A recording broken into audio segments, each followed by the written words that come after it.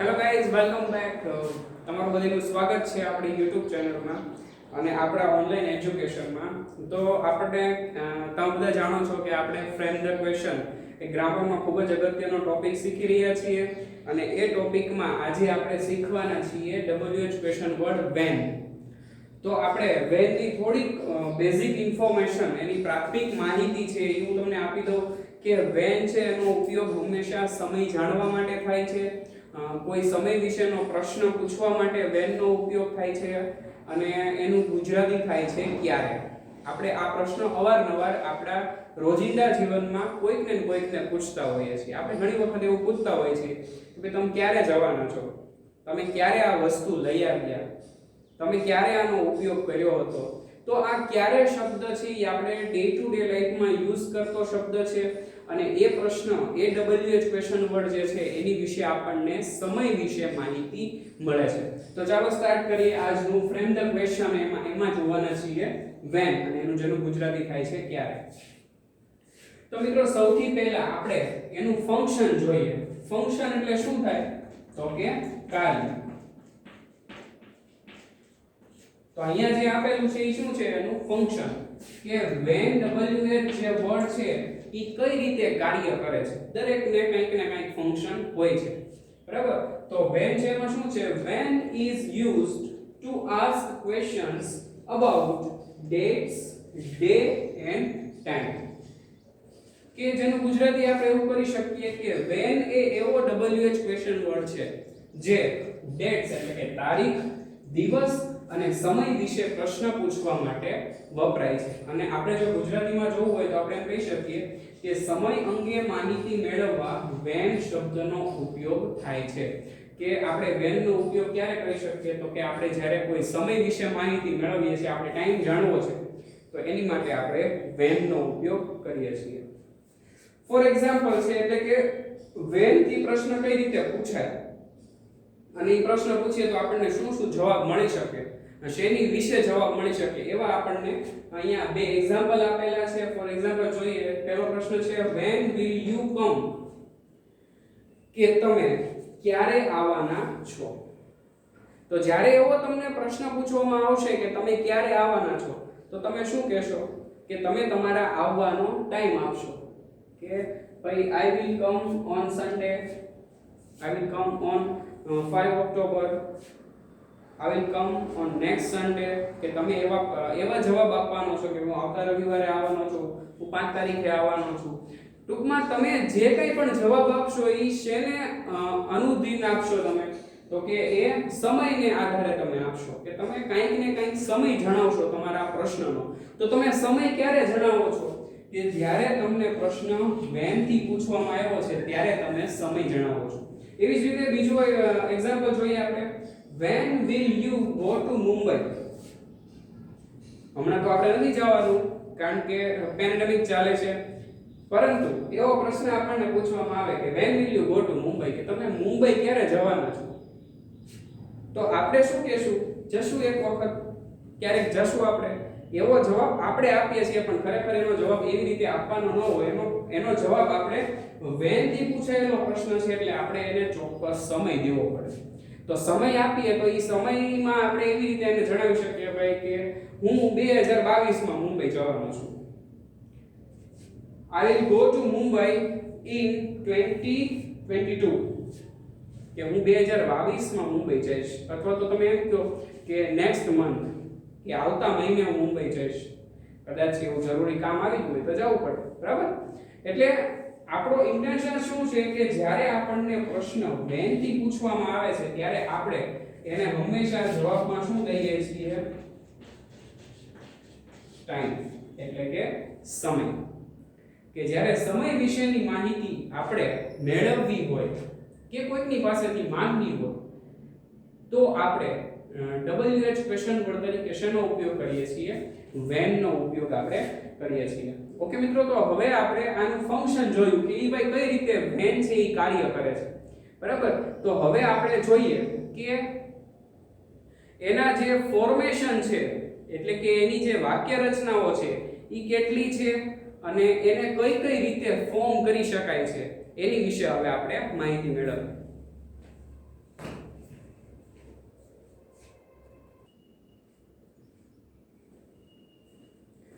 તો મિત્રો આપણે જોઈ શકીએ છીએ કે WH ક્વેશ્ચન વર્ડ વેન જે છે એને ફોર્મેશન કરવું હોય આપણે તો એની ફોર્મેશન કરવાની બે રીત છે. અહીંયા બંને રીત આપેલી છે. એ બંને રીતે ફોર્મેશન એટલે કે એની વાક્ય રચના છે કે જ્યારે તમારે વેનનો ઉપયોગ કરીને પ્રશ્ન વાક્ય બનાવવું છે તો એ પ્રશ્ન વાક્ય કેટલી રીતે બની શકશે તો કે બે રીતે બની શકશે અને એ કઈ કઈ રીત છે એની વિશે આપણે જોઈએ. તો સૌથી પહેલું ફોર્મેશન છે આપણે સમજીએ કે સૌથી પહેલા શેનો ઉપયોગ કર્યો છે વેનનો પ્લસ ટુ બી ના રૂપનો ઉપયોગ થયેલો છે. એટલે વેન પછી ટુ બી પ્લસ સબ્જેક્ટ અને સબ્જેક્ટ માંથી પણ શું નાઉન અથવા પ્રોનાઉન પ્લસ ક્વેશ્ચન માર્ક છે બરાબર. તો વેન નું ફોર્મેશન આ રીતે આપણે કરી શકીએ છીએ કે સૌથી પહેલા વેન નો ઉપયોગ કરીએ ત્યારબાદ ટુ બી પ્લસ સબ્જેક્ટ સબ્જેક્ટમાં નાઉન કે પ્રોનાઉન પ્લસ પ્રશ્નાર્થ ચિહ્ન છે એ આપણે મિત્રો ભૂલતા નથી. તો હવે આપણે એની ઉપરથી એક વાક્ય બનાવીએ. વાક્ય એવું બની શકશે કે when was your painting competition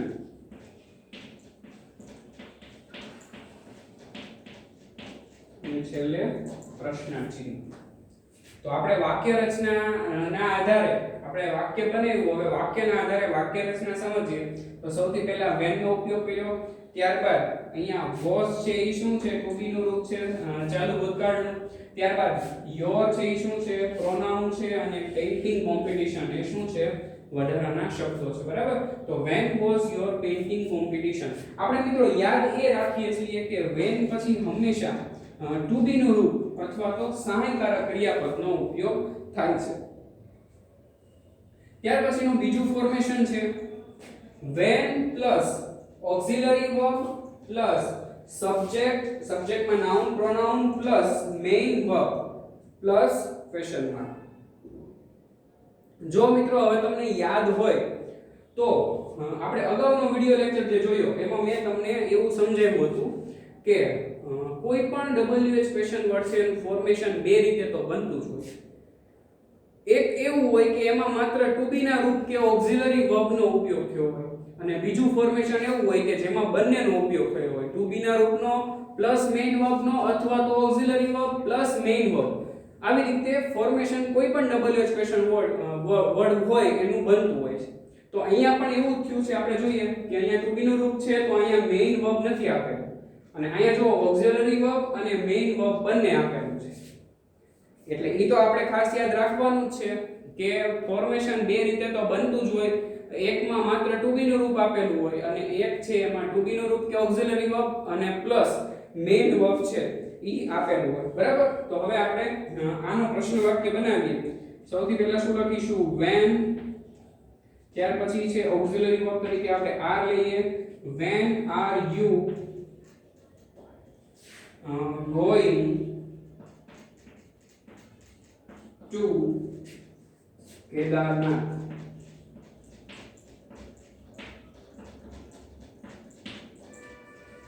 કે તમે કેદારનાથ ક્યારે જવાના છો બરાબર.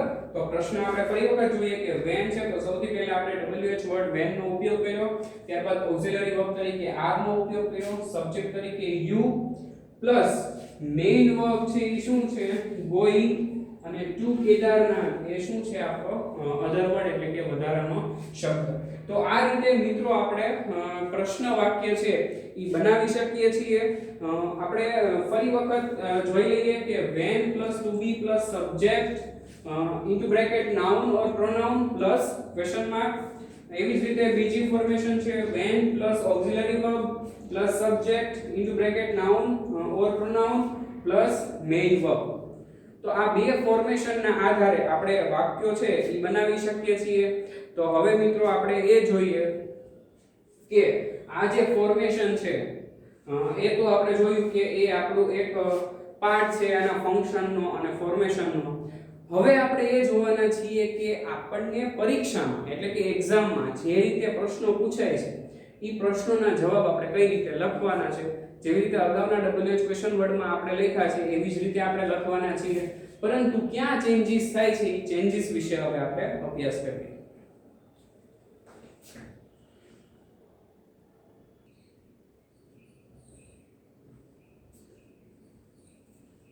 ઓકે મિત્રો, તો અહીંયા આપણને જે એક્ટિવિટી આપણે જે પરીક્ષામાં પૂછાય છે એ રીતે પ્રશ્ન આપેલા છે અને તમે જોઈ શકો છો કે અમુક જગ્યાએ આપણને અંડરલાઈન કરેલા શબ્દો આપેલા છે અને ઈ અંડરલાઈન કરેલા શબ્દો જે છે મિત્રો ઈ આપણે જવાબ મળે એ રીતે પ્રશ્ન બનાવવાનો છે.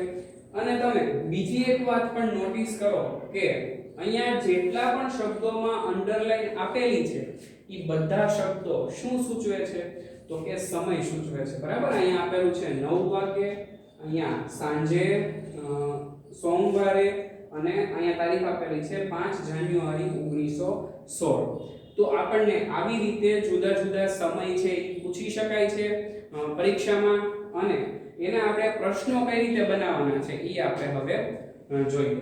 બરાબર, તો સૌથી પહેલા આપણે શું કરવાનું છે? સૌથી પહેલા આપણે અત્યાર સુધી શું કર્યું છે તો કે સૌથી પહેલા આપણે શું ઓળખવાનું છે? કાળ. કે આપેલું વાક્ય છે એ કયા કાળમાં આપેલું છે જેથી કરીને આપણે કઈ રીતે એનો પ્રશ્ન બનાવવો એ આપણે નક્કી કરી શકીએ. ઓકે, તો આપેલું વાક્ય છે એ કયા કાળમાં છે શાથી ખબર પડશે તો કે એનું વર્બનું જે ફોર્મ આપેલું છે ત્યાંથી ખબર પડશે. તો આ વાક્ય છે એ શેમાં આપેલું છે? સાદા ભૂતકાળ. તો સાદા ભૂતકાળનું પ્રશ્ન વાક્ય બનાવવા માટે શેનો ઉપયોગ કરવો પડે? did plus v1. તો આ વાક્ય છે એ આપણે બનાવીએ. તો સૌથી પહેલા આપણે WH ક્વેશ્ચન વર્ડ લખવાનો છે. કયો લખવાનો છે? 9 વાગે એટલે કે સમય આપેલો છે એટલે આપણે શું લખીશું? when. ત્યારબાદ રીચ શબ્દ છે એ શું છે? સાદો ભૂતકાળ છે. તો સાદા ભૂતકાળમાં આપણે જ્યારે પ્રશ્ન વાક્ય બનાવવું છે ત્યારે શેનો ઉપયોગ કરવો પડે? did નો ઉપયોગ કરવો પડે. તો when did, ત્યાર પછી આપણે કર્તા લખવાનું છે Sushant. when did Sushant. Reach શબ્દ છે એ v2 છે, આપણે શું લખવાનું છે? v1. reach the station. અને પ્રશ્નાર્થ ચિહ્ન કે સુશાંત છે એ ક્યારે સ્ટેશને પહોંચ્યો. તો સુશાંત છે એ ક્યારે સ્ટેશને પહોંચ્યો તો કે 9 વાગે પહોંચ્યો.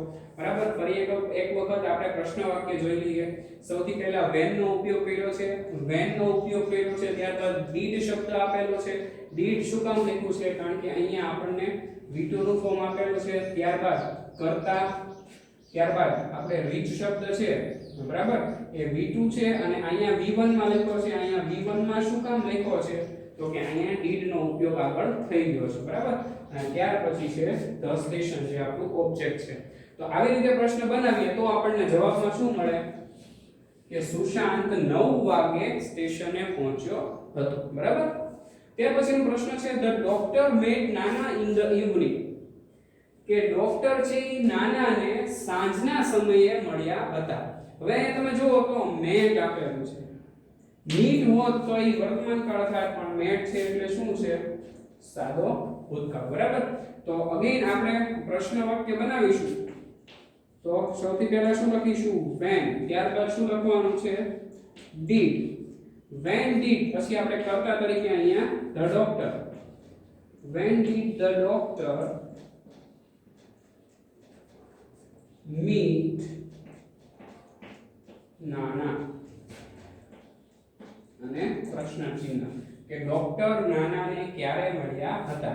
તો હવે અહીંયા did આપેલું છે એટલે અહીંયા met નું શું થઈ ગયું? meet થઈ ગયું, મૂળ ક્રિયાપદ થઈ ગયું. બરાબર, ત્યાર પછીનો પ્રશ્ન છે we will declare our innings on Monday. કે અમે અમારી ઇનિંગ છે ઈ સોમવારના દિવસે ડિક્લેર કરવાના છીએ. એટલે જ્યારે કોઈ ક્રિકેટ ટીમ છે એ ટેસ્ટ રમતી હોય, ટેસ્ટ મેચ રમતી હોય ત્યારે એમાં ઇનિંગ ડિક્લેર કરવાની વાત આવે. બરાબર, તો આપણે તો રમત સાથે કોઈ લેવા દેવા નથી. આપણે શું એક લેવા દેવા છે તો કે આપણને શું આપેલું છે? ઓન મંડે, કે સોમવારના દિવસે. તો આપણે સમય આપેલો છે, સમય આપેલો છે એટલે આપણે પ્રશ્ન વાક્ય શેનાથી બનાવીશું? when થી બનાવવાનું છે. when. ત્યાર પછી આપણે અહીંયા તો did નો ઉપયોગ કરતા હતા. બરાબર, તો did નો ઉપયોગ શા માટે કરતા હતા? કારણ કે આપણને જે પ્રશ્ન વાક્ય આપેલા હતા એ પ્રશ્ન વાક્યમાં આપણને v2 ના ફોર્મ એટલે કે ભૂતકાળના રૂપનો ઉપયોગ થયેલો હતો. પરંતુ અહીંયા તો ભૂતકાળના રૂપનો ઉપયોગ નથી. તો શું કરવાનું છે? આપણને જે સહાયકારક ક્રિયાપદ આપેલું છે એ સહાયકારક ક્રિયાપદ જ આપણે પ્રશ્ન વાક્યમાં ઉપયોગમાં લેવાનું છે. તો કે when પછી શું મૂકીશું? will. when will we declare our innings. આ વાક્ય છે એ કયા કાળમાં છે? તો કે સાદો ભવિષ્ય કાળ. બરાબર કે આપેલું વાક્ય છે શેમાં છે? સાદા ભવિષ્યકાળમાં છે. એટલે એનો આપણે જ્યારે પ્રશ્ન વાક્ય બનાવીએ છીએ ત્યારે શેલ અને will નો ઉપયોગ થાય છે. અને આપણને જે પ્રશ્ન વાક્ય એટલે કે જે આપણને વિધાન વાક્ય આપેલું છે એનું આપણે જે પ્રશ્ન વાક્ય બનાવવાનું છે એ વિધાન વાક્યમાં આપેલા ક્રિયાપદનો ઉપયોગ જ આપણે કરવાનો છે. આપણે ઘરેથી કોઈ ક્રિયાપદ મૂકવાનું નથી. Helen Keller delivered a memorable speech on January 5, 1916. કે હેલન કેલરે એક યાદગાર કથા જે છે એની સ્પીચ છે જે ક્યારે આપી હતી? તો કે 5 જાન્યુઆરી 1916 ના દિવસે એને એક સરસ મજાની યાદગાર સ્પીચ આપી હતી. તો હવે અંડરલાઈન કરેલો શબ્દ કયો છે? ઓન જાન્યુઆરી 5, 1916. કે 5 જાન્યુઆરી 1916 જે છે એ અંડરલાઈન કરેલો શબ્દ છે એટલે એને આપણે જવાબમાં લાવવાનો છે. તો આપણને એ તો ખબર પડી ગઈ કે પ્રશ્ન વાક્ય શેનાથી બનશે? when થી બનશે. ત્યાર પછી આપણે શું કરવાનું છે? કાળ ઓળખવાનો છે. કાળમાં તમે જોઈ શકો છો કે ડિલિવર શબ્દ છે એને ed લાગેલું છે. બરાબર અહીંયા એટલે એ ભૂતકાળ બને છે. ભૂતકાળમાં પ્રશ્ન વાક્ય બનાવવા માટે આપણે શેનો ઉપયોગ કરીએ છીએ? did નો. when did ત્યારબાદ હેલન કેલર સબ્જેક્ટ તરીકે આવશે. when did Helen Keller deliver memorable speech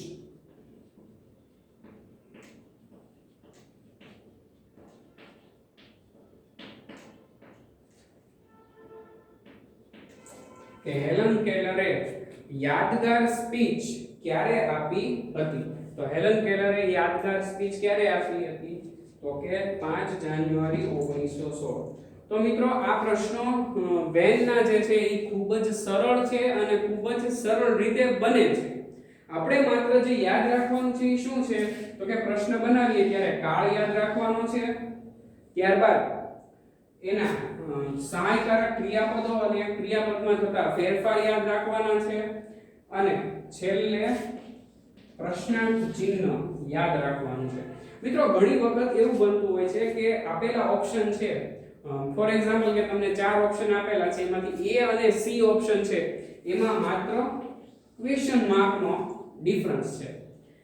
A માં જે આપેલું છે એમાં ક્વેશ્ચન માર્ક આપેલો છે અને C માં આપેલું છે એમાં ક્વેશ્ચન માર્ક નથી આપેલો. તો હવે ઘણા વિદ્યાર્થીઓનો સ્વભાવ કેવો હોય? ઉતાવળો.